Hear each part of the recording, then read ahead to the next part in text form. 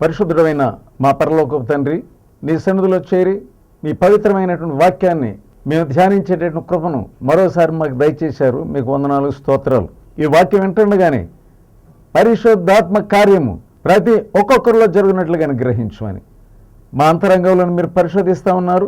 మీ పరిశోధనకు సరైన రీతిగా ప్రభావ మేము ప్రతిస్పందన చేయగలిగితే మాకు సహాయం చేయమని యేసు అతి పరిశుద్ధ నామమున వేడుకొనుచున్నాము తండ్రి, ఆమేన్. కొంతకాలము నుండి సహోదరులారా, మనము యేసు ప్రభువు నేర్పించినటువంటి ధన్యతల గురించి మనం చూస్తూ ఉన్నాం. మొదటి ధన్యత ఏమిటి? ఆత్మ విషయమై దీనులైన వారు ధన్యులు, పరలోక రాజ్యం వారిది. రెండవది, దుఃఖపడు వారు ధన్యులు, వారు ఓదార్చబడదురు. మూడవది, సాత్వికులు ధన్యులు, వారు భూలోకమును స్వతంత్రించుకుందరు. నాలుగవది, నీతి కొరకు ఆకలి దప్పులు గలవారు ధన్యులు, వారు తృప్తిపరచబడదురు. ఐదవది, కనికరం గలవారు ధన్యులు, వారు కనికరము పొందుదురు. ఇది ఈరోజు చూసేది. కనికరం గలవారు ధన్యులు, వారు కనికరం పొందుదురు. ధన్యులు అంటే సంతోషం గలవారు. ఈ సంతోషం తన శిష్యులు అనుభవించాలని దేవుని నమ్ముకున్న వారందరూ కూడా ఈ సంతోష భాగ్యంలో పాలు పొందాలని యేసు ప్రభు యొక్క ఉద్దేశం. ఆయన యొక్క సూత్రాలు మనం నిజంగా పాటించినట్లయితే ఈ లోకంలో మనం సంతోషభరితులుగా ఉండగలం. చాలామంది మేము ఎలా సంతోషంగా ఉండాలి అని వారు అనేక రీతులుగా భోగములకు బానిసలై నిజమైన సంతోషం అంటే ఏంటో వారు తెలుసుకోకుండా ఉంటున్నారు. సోదరుడా, నేను ఇంకా నువ్వు యేసు ప్రభువును తెలుసుకోకపోయినట్లయితే నిజమైన సంతోషం ఏంటో నీకు తెలియదు. ఆ తర్వాత ఆయన చెప్పిన దానిని మనం సరైన రీతిగా మనం పాటించినట్లయితే ఆయన చెప్పినటువంటి సంగతులు, ఈ సూత్రాలు ఇవన్నీ కూడా పరిశుద్ధాత్మ ద్వారా తప్ప నీ సొంత మనస్సుతో, నీ సొంత పరిశ్రమతో నీవు సాధించలేవు. గనుక పరిశుద్ధాత్ముడు నీ మీద పని చేయాలని మేము ప్రార్థన చేస్తూ ఉంటాం. నీ వాక్యం వింటున్నప్పుడు నీ అంతరంగంలో పరిశుద్ధాత్మ క్రియ జరుగులాగిన నీవు ప్రార్థన చేసుకోవాలి. దేవుని సంగతులను నీ యొక్క సొంత మనసుతో గ్రహించలేవు. ఈ సమయం నందు పరిశుద్ధాత్మ నీ మీద పని చేయగాక అని మేము ప్రార్థన చేస్తాం. నీవు కూడా అలాగే ప్రార్థన చేసుకోవాలి. ఈ నిజమైనటువంటి సంతోషాన్ని, ఈ సంతోషం యొక్క సూత్రాలని నీవు సరిగా గమనించాలి, దాన్ని పాటించడానికి ప్రయత్నం చేయాలి. నీవు నేను నిజంగా ఈ లోకంలో మన జీవితాంతం కూడా సంతోషంగా ఉండాలని ఆయన ప్రయత్నం చేస్తున్నాడు. మరి యేసు ప్రభు ఏం చెప్పాడంటే, ఈ సంతోషము ఉన్నది అనుకుంటున్నటువంటి శాస్త్రులు, పరిసయ్యులు వీరిని బహుగా ఖండించాడు. మీరు వేషధారులు అని చెప్పాడంతే. వాళ్ళు ఏంటంటే పై విషయాల్లో వారు జాగ్రత్తగా ఉన్నారు, కానీ నిజంగా ఆత్మ విషయాల్లో, దేవుని యొక్క ఆత్మ తాకుదల విషయంలో వారు ఎరిగిన వారే ఉంటున్నారు. సోదరుడా, యేసు ప్రభు వారిని ఎలా గద్దించాడంటే, మత్తయి సువార్త 23వ అధ్యాయం 23వ వచనం, అయ్యో వేషధారులైన పరిసయ్యులారా, మీరు పుదీనాలోను, సోపులోను, జీలకర్రలోను 10వ వంతు చెల్లించి ధర్మశాస్త్రములో ప్రధానమైన విషయములను అనగా న్యాయమును, కనికరమును, విశ్వాసమును విడిచిపెట్టిదిరి. వాటిని మానక వీటిని చేయవలసి ఉండెను. అందులైన మార్గదర్శులారా, దోమ లేకుండానట్లు వడిగట్టి ఒంటెను మృంగువారు మీరే. వీళ్ళ కనికరం లేదని చెప్తా ఉన్నాడు యేసయ్య. మిగతావన్నీ చేస్తున్నారంట. ఏంటంటే సోంపులోను, జీలకర్రలోను లేదా మిగతా విషయాల్లో వాళ్ళు చక్కగా దశంభాగం ఇస్తూ ఉన్నారు. అంతే తప్ప అసలు కనికరం అంటే ఏంటి? కనికరం లేకుండా నువ్వు ఎంత అది ఇచ్చినా ఇది ఇచ్చినా ఏం ప్రయోజనం లేదు. కొంతమంది నేను చందా ఇచ్చాను అని అనుకుంటున్నారు. మరికొంతమంది ఏమనుకుంటున్నారు, నేను చర్చికి ఒక కుర్చీ ఇచ్చాను, లేదా ఒక ఫ్యాన్ ఇచ్చాను అని అనుకుంటున్నారు. పైగా కొంతమంది ఏం చేస్తున్నారంటే ఆ ఫ్యాన్ మీద పేరు రాసుకుంటున్నారు, కుర్చీ వెనకాల పేరు రాసుకుంటూ ఉన్నారు. మరి యేసు ప్రభు చెప్పినది ఏంటి? నీవు కుడి చేతితో చేసినది ఎడమ చేతికి తెలియకూడదు అని ఆయన చెప్తా ఉన్నాడు. మీరు బోర ఉదించుకోవద్దు అని ఆయన చెప్పాడు. కానీ నీవు ప్రతి వారం నువ్వు సంఘానికి క్రమంగా వెళ్తానందువలన నేనేదో చేసేస్తున్నాను అని అనుకుంటున్నావు. నీవు దేవుని ఆత్మ తాగుదల లేకుండా నేను ఎటువంటి క్రైస్తవ ధర్మాలను వెంబడించడానికి ప్రయత్నం చేసిన నీ వ్యర్థుడివే, నీ వేషధారి. నీవు చేసినది ఇతరులు తెలుసుకోవాలని ఆ రిజిస్టర్లో నువ్వు ఎంత ఇచ్చావో అని నేను తప్పకుండా వ్రాసారా లేదా అని చూస్తా ఉన్నాం అంతే. ఈ ప్రధానమైనటువంటి దర్వాజా నేనే ఇచ్చాను అని అందరూ తెలుసుకోవాలి. పైగా వీళ్ళెంత ఇచ్చారు, వాళ్ళు ఎంత ఇచ్చారు అనే సంఘంలో ఏం చేస్తున్నారంటే డబ్బులు ఎంత ఇచ్చారు అంత ఇచ్చారని వాళ్ళ ప్రశంసల కొరకు వాళ్ళు చెప్పించుకుంటున్నారు అంతే. మరేం చేస్తున్నారు ఈ సంఘ పెద్దలు, ఆ తర్వాత పాస్టర్స్ ఏం చేస్తున్నారంటే కృతజ్ఞత కానుక అని వాళ్ళు ఇచ్చింది వీళ్ళు ఇచ్చింది వాళ్ళు వ్రాసి దాన్ని చదువుతూ ఉన్నారు. ఎంత అందుకని యేసయ్య ఏమని చెప్పాడంటే వేషధారులైనటువంటి పరిసయ్యులారా, ఎందుకు నువ్వు బోర వదిస్తున్నావు, ఈడు మైక్లో చదివిస్తున్నావు, 10 మంది వినాలన్నమాట, నువ్వు చాలా ఎంతో చేసేసావని. అసలు నీకు కనికరం అంటే ఏంటో నీకు తెలియకుండా ఉంటావు అన్నావు. అసలు నీకు నీవే రక్షణ లేనటువంటి దానవు, రక్షణ లేనటువంటి వాడు, నువ్వేమి చేయగలవు? టీవీ న్యూస్లు ఎక్కడ చూసినప్పటికీ టీవీ వార్తల్లో ఏంటి అది ఏమైనా కనికరం కలిగినటువంటి వార్తలు ఏమన్నా కనబడుతున్నాయి వినబడుతున్నాయి? మనకి లేనేలేవు. విధ్వంసం ఇక్కడ చూసిన ఇటువంటి వార్తలే, మానవ గుండెలను పగలగొట్టేటటువంటి వార్తలే మనం చూస్తూ ఉన్నాం. కానీ కనికరము అనేటటువంటిది ఈ దినాల్లో చాలా తక్కువైపోయింది. వాళ్ళు చేసే మదర్ తెరిసా ఇలా చేసింది అని నువ్వు ఫోటో తీసుకొని నీ ఇంట్లో వేలాడ చేసుకున్నంత మాత్రాన నీవు ఆ కనికరము గలదానం ఏమీ కాదు. నువ్వు వాళ్ళ యొక్క ఫోటోలు వీళ్ళ యొక్క ఫోటోలు వాళ్ళకి దండలేయటం వీళ్ళకి దండలేయటం అది కాదు. అసలు యేసు ప్రభు యొక్క ఆత్మ తాకుదనం నీకు లేకుండా, నీ పాపల విషయమై నువ్వు పశ్చాత్తాపడకుండా నువ్వు ఏది చేసినప్పటికీ ఏం ప్రయోజనం లేదు. కొంతమంది ఏంటంటే మా అమ్మ ప్రార్థన పరురాలు, ఆమె నాకు ప్రార్థన చేస్తుందిలే అని రాజకీయాల్లో దూరుతూ ఉన్నారు. ఇటు అంటే ఇటు, అటు అంటే అటు. ఏ గుడిలోకి దూరమన్నా నువ్వు వెళ్ళి దూరం ఏదో పెద్ద దండం పెడుతున్నావు ఉన్నావు, మా అమ్మ ప్రార్థన చేస్తుంది అంటున్నావు. నువ్వు ఏ రాజకీయ నాయకుడు నువ్వు? నీకు అసలు యేసు ప్రభు కనికరము అంటే నీ హృదయంలో ఈయనకేం తెలుసు అంట, నీకేమీ తెలియదు. అసలు నేనేం సంతోషంగా ఉండగలవు? సంతోషం అనే దానికి నువ్వు చాలా చాలా చాలా చాలా దూరంగా ఉన్నావు. నీ అంతరంగంలో సంతోషం లేకుండా నువ్వు సంతోషం గురించి నువ్వెన్నో ప్రసంగాలు చేయొచ్చు, లేకుంటే నువ్వెన్నో వాక్యాలు నువ్వు వల్లించవచ్చు, చెప్పవచ్చు. ఎవరైనా వచ్చి మాకు ఇది కావాలి అనగానే వెళ్ళు వెళ్ళు అని అంటున్నారు. అసలు ఫలములేనే కనికరం అంటే ఏంటో తెలియదు. సామెతల గ్రంథంలో ఏం చూస్తున్నారు? 21వ అధ్యాయం 13వ వచనం, దరిద్రుల మొర్రను వెనక చెవు మూసుకున్నవాడు తాను మొర్ర పెట్టినప్పుడు అంగీకరింపబడడు. ఎన్నిసార్లు ఎవరైనా అవసరం కలిగినటువంటి వారు, భేదమాళ్ళు, భిక్షకులైనటువంటి వారు మన దగ్గరికి వచ్చినప్పుడు మనం ఏం చేస్తున్నామంటే బాబు వెళ్ళరా, చాలామంది ఏమంటారంటే చిల్లర లేదు అని అంటున్నారు తప్ప కనీసం వాళ్ళ ఫీలింగ్స్లో కూడా అయ్యో ఈ పరిస్థితి, ఇతని పరిస్థితి ఎలా ఉంది, మరి ఏం చేద్దాం అనేటువంటి ప్రశ్నే రావడం లేదు. మనం ఒకరికన్నా కనీసం ప్రార్థన చేద్దాం, లేకుంటే ఏ రీతిగా ఏదో యేసుప్రభువును తెలుసుకోవాలి, యేసుప్రభు యొక్క కనికరం గురించి తెలుసుకోవాలి. వాళ్ళు వచ్చినప్పుడు యేసుప్రభు గురించి ఏమైనా మాట్లాడుతున్నావా, వాళ్ళ దగ్గరికి చేర్చుకుంటున్నావా? ఎంత అసహించు త్రాగుబోతుని చూసి ఎంతో అసహించుకుంటున్నావు. ఒక రైల్వే స్టేషన్లో నేను ఒకసారి సాయంకాలం పూట కూర్చున్నాను. పక్కనే ఒక త్రాగుబోతున్నాడు, వాడు వాసన నా దగ్గర వస్తూ ఉన్నది, నాకు వస్తూ ఉన్నది. వాడు ఏం చేశాడంటే నా చేతిలో ఉన్నటువంటి ఇవన్నీ చూసి ఈయన పాస్టర్ గారు అని అతడు అనుకొని ఏం చేస్తున్నాడంటే బాబోయ్ ఈయన కొంచెం దూరంగా ఉండాలి అని తనంతట తనకు కొంచెం దూరంగా జరిగాడు. నేనేం చేశానంటే అతడు జరిగినప్పుడు నేను జరిగాను, అతని దగ్గరికి జరిగాను. అతడు జరగగానే ఇదేమిట్రా బాబు వింతైన అనుభవం అని ఇంకా కొంచెం జరిగాడు. నేనేం చేశానంటే ఇంకా కొంచెం అతడి దగ్గరికి జరిగాను. ఏసారి బెంచి దగ్గరికి వచ్చేసింది, చివరికి వచ్చేసింది.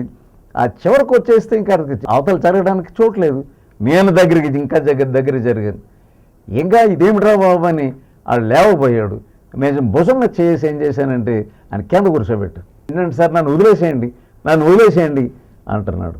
నేను ఎవరినయ్యా? మీరు దేవుని సేవకులండి, అసలు మీ దగ్గర నేను కూర్చోవడమే చాలా పొరపాటు, క్షమించండి అయ్య గారు అని వెళ్ళిపోతున్నాడు. అతను ఇంకా గట్టిగా పట్టుకొని కూర్చోక్కడ అన్నానంటే కూర్చున్నాడు. అతను ఇప్పుడు యేసుప్రభు గురించి నేను చెప్పాను. అదేం చెప్తున్నానంటే ఇంతకుముందు నేను మరి యేసుప్రభుని వెంబడించేవాడినే కానీ మరి వెంబడించలేక ఇలాగ అయిపోయాను అని అంటున్నాం.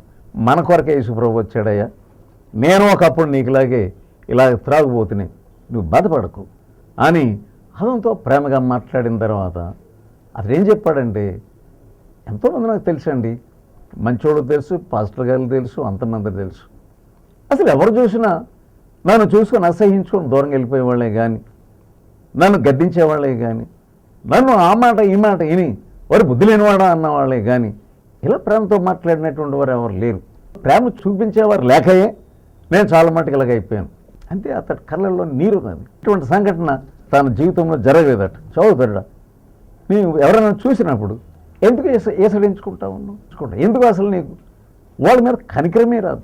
నీ పాపం నిజంగా క్షమించబడి ఉంటే, నిజంగా యేసుప్రభు రక్తంలో ఘోరమైన పాపాలను కడుక్కుంటే కనికరం అంటే నీకు అర్థం అవుతుంది. ట్రైన్లో ప్రయాణం చేస్తున్నాను ఒకరోజు, భిక్షగాడు ఒకటి రాగానే ఆడికి ఏం చేయాలో నాకు అర్థం కాక నా దగ్గర ఉన్నటువంటి భోజనం ప్యాకెట్ ఇచ్చేసాను.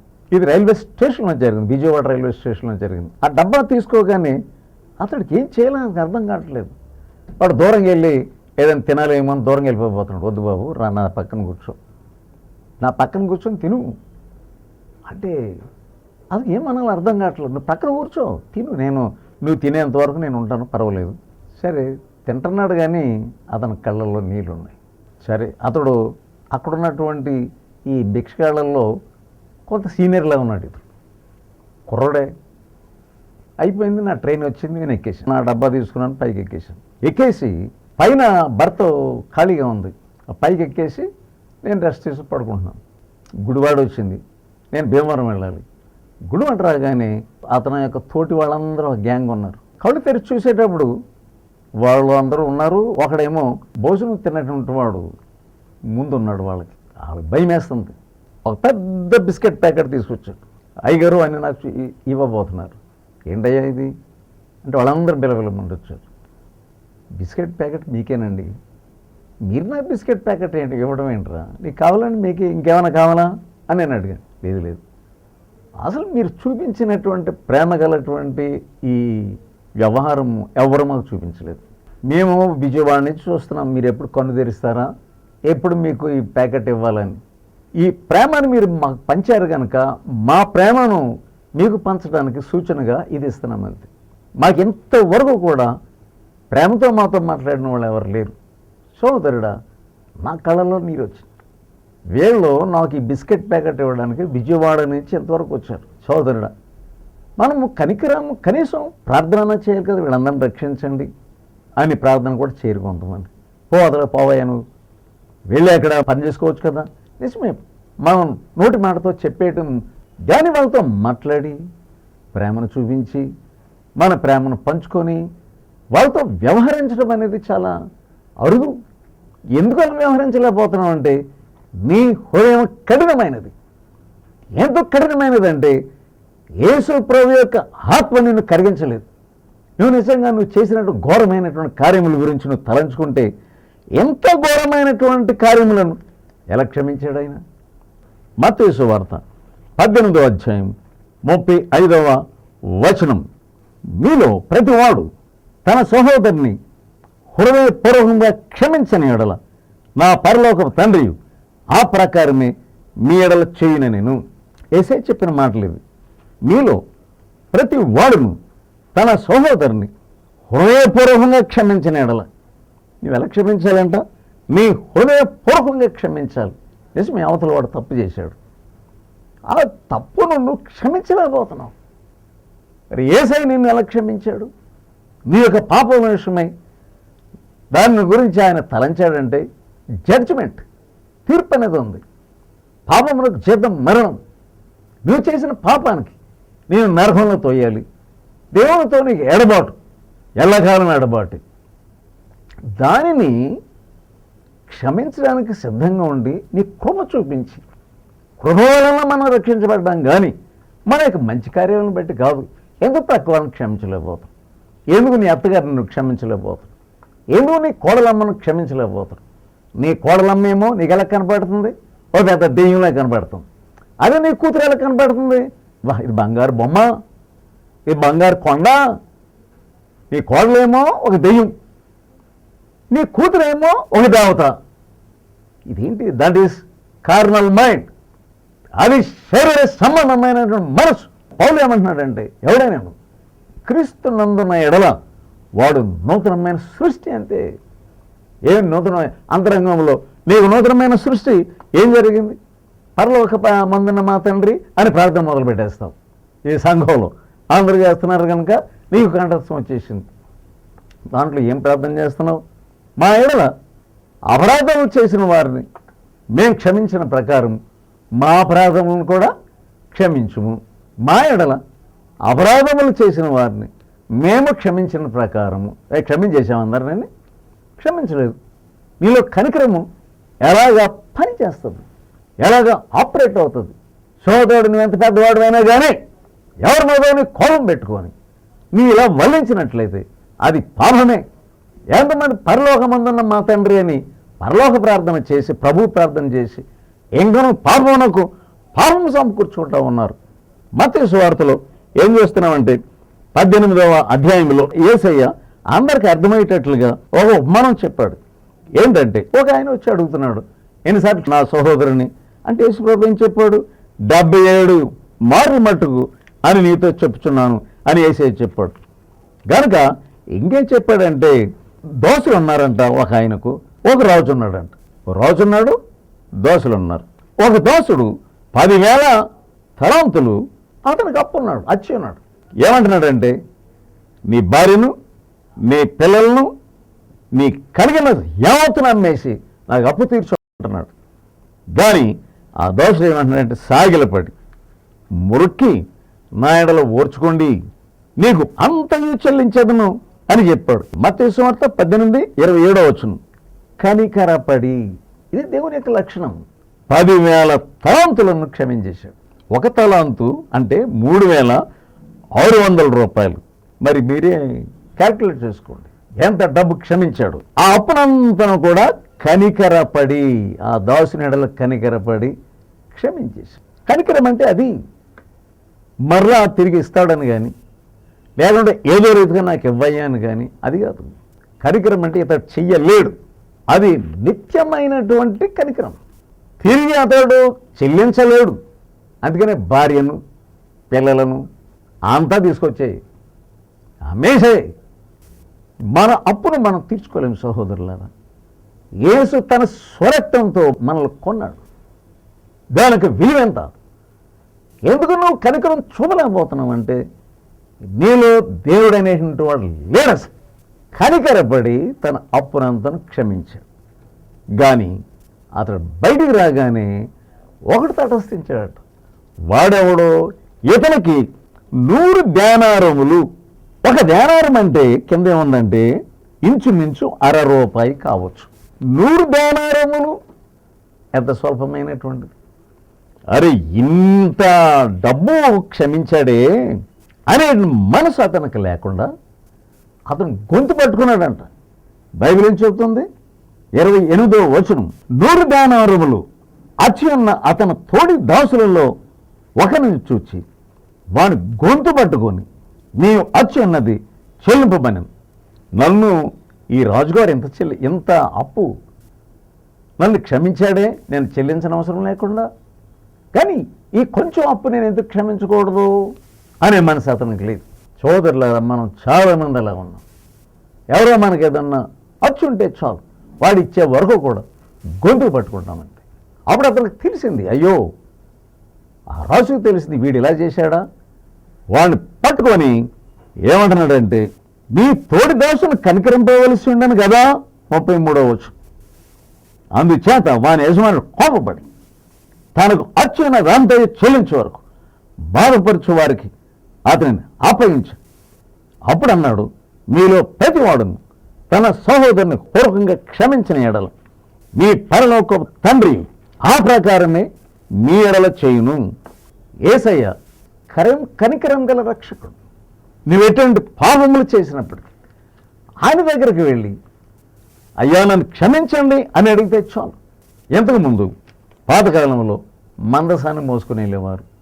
దానిని ప్రత్యక్ష గుడారంలో మరి లోపల భాగంలో పెట్టేవారు. దానిపైన ఉన్నటువంటి భాగము కరుణాపీఠం అంటారు. ఆ కరుణాపీఠము లోపల ఏముంటుందంటే ధర్మశాస్త్ర యొక్క పలకలు, ఆజ్ఞల యొక్క పలకలు ఉంటాయి. ఆజ్ఞలు వ్రాయబడినటువంటి పలకలు.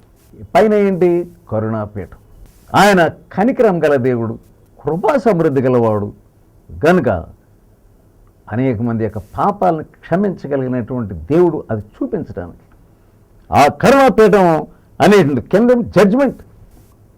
ఈ జడ్జిమెంట్ను, ఈ యొక్క తీర్పును అధిగమించేదే కరుణ, కనికరం. మరి దావీదు చేసినటువంటి తప్పులలో ఇంకొక ఘోరమైన తప్పు ఏంటంటే, లెక్కించకూడదు ఇశ్రాయేలుని. దేవునిని అడగలేదు, దేవుడు ఆయనకి చెప్పలేదు, లెక్కించమని చెప్పేశాడు. గొప్ప తెగులు ప్రారంభమైంది. ఆ తెగులు అనేక మంది, ఎంతమంది చనిపోయినట్లుగా మనం చూస్తున్నాం? 70,000 మంది చనిపోయారంట. 2 సమూయేలు 24వ అధ్యాయంలో మనం చూస్తాం. ఆయన ఏమంటున్నాడు? 3 చెప్పి ఈ 3 ఏదో ఒకటి కోరుకో. ఒకటి ఏంటంటే, నీ దేశమందు 7 సంవత్సరములు క్షేమం కలుగుతుంది. క్షేమం, కరువు అన్నమాట. రెండోది ఏంటంటే, నీ శత్రువు ఎదుట నిలవలేక నువ్వు పారిపోవాలి 3 నెలలు. నీ దేశమందు 3 దినములు తెగులు రేపుటకు ఒప్పుకొందువా. ఆయన ఏమంటున్నాడంటే, నా 14వ వచ్చు, అందుకు దావీదు నాకేమీ తోచుకున్నది, గొప్ప చిక్కులలో ఉన్నాను, యెహోవా బహువాత్సల్యం గలవాడు గనుక మనుషుని చేతిలో పడకుండా యెహోవా చేతిలోనే పడదుము గనుక గాదుతో అని ఏమంటున్నాడు? నేను దేవుని చేతిలోనే పడతా. సోదరుడు, ఈ సమయం నందు మనం చేసిన తప్పులు, నీవు చేసిన తప్పులు ఎన్నో ఉన్నాయి, కానీ దేవుని చేతిలో పడదామని అంటున్నాడు అతను. ఇది చాలా ప్రాముఖ్యమైనటువంటి వాక్యం. నువ్వు దేవుని చేతిలో పడు. నీ అంతటా నీవు నీ పాపాలను క్షమించుకోలేవు. ఆయన రక్త మాంసం కలిగినటువంటి వాడే ఎందుకయ్యాడంటే, తన రక్తం ద్వారా నీ పాపాలను క్షమించడానికి. యేసు రక్తం లేకుండా ఏ పాపం కూడా క్షమించబడదు. నీ పాపాలను ఒప్పుకున్నట్లయితే ఆయన తన ఉచితమైన కృప చేత నీ పాపాలు ఒప్పుకోకుండా నీకు క్షమాపణ అనేది లేదు. 1వ పేతురులో మనం ఒక వాక్యం చూస్తున్నాం. 1వ పేతురు 2వ అధ్యాయం 20వ వచనం. తప్పిదమ్మనకై దెబ్బలు తిరిగినప్పుడు మీరు సహించిన ఎడల మీకేమి ఘనం, మేలు చేసి బాధపడినప్పుడు మీరు సహించిన ఎడల అది దేవునికి హితమగును. ఇందును గూర్చి మీరు పిలువబడితే క్రీస్తు కూడా మీ కొరకు బాధపడి, ఎవరో చాలా మంచివాళ్ళమైనా మన కొరకు ఆయన బాధపడ్డాడు? లేదు. మనం ఘోరాతి ఘోరమైన పాపులం. మీరు తన అడుగు జాడలేని నడుచుకున్నట్లు మీకు మాదిరి ఇచ్చిపోయాను. ఆయన పాపం చేయలేదు, ఆయన నోట ఏ కపటమును లేదు, ఆయన దూషించబడి బదులు దూషించలేదు, ఆయన శ్రమ పట్టబడి బెదిరింపక న్యాయంగా తీర్పు తీర్చే దేవునికి తన్ను తాను అప్పగించుకొనెను. మనము పాపల విషయమై చనిపోయి నీతి విషయమై జీవించినట్లు ఆయన తానే తన శరీరమందు మన పాపములను మ్రాను మీద మోసుకొనెను. ఆయన పొందిన దెబ్బల చేత, గాయముల చేత మీరు స్వస్థత నొందితిరి. అది సోదరుడా, మనం మంచివాళ్ళమని ఆయన గాయపరచబడలేదు, ఆయన మరణించలేదు. మనం ఘోరాతి ఘోరమైన పాపులం. నీ రహస్య పాపములు చాలా భయంకరమైనటువంటివి. కానీ యేసయ్య నిన్ను క్షమించడానికి సిద్ధంగా ఉన్నాడు. ఆ కనికరం నువ్వు కూడా కలిగి ఉండాలని కోరుతూ ఉన్నాడు. నీవు భార్యను క్షమించలేకపోతున్నావు, నీ భర్తను క్షమించలేకపోతా ఉన్నావు, నీ బంధువులను క్షమించలేకపోతా ఉన్నావు, నీ ఇరుగుపోరు వారిని క్షమించలేకపోతా ఉన్నావు. వాళ్ళు తప్పులు చేశారు కానీ యేసయ్య మనము తప్పులు చేసినప్పటికీ ఆయన హింసను పొందినట్లుగా మనం చూస్తూ ఉన్నాం. ఆయన ఏ తప్పిదమ్ము చేయకపోయినాను ఆయన హింస పొందినాడు. అది హితమగు. నీవు మంచి చేసినందువలన ఏదో నీకు సిగ్గు అమ్మానం వచ్చింది, దాని కొరకు ఎంతో బాధపడిపోతున్నావు. వాడి కొరకు ఎంత చేశాను, వాడి కొరకు ఎంత చేశాను, ఈమె కొరకు ఎంత చేశాను అని మాటిమాటికి వాళ్ళకి వీళ్ళకి చెప్పుకోవడంలోనే నీ సమయం అంతా ఖర్చు అయిపోతుంది. కానీ యేసు ప్రభువు యొక్క మాదిరి నువ్వు చూడలేకపోతా ఉన్నావు. ఈ వాక్యం ద్వారా దేవుడు నీతో మాట్లాడను గాక. ప్రార్థన చేసుకుందాం.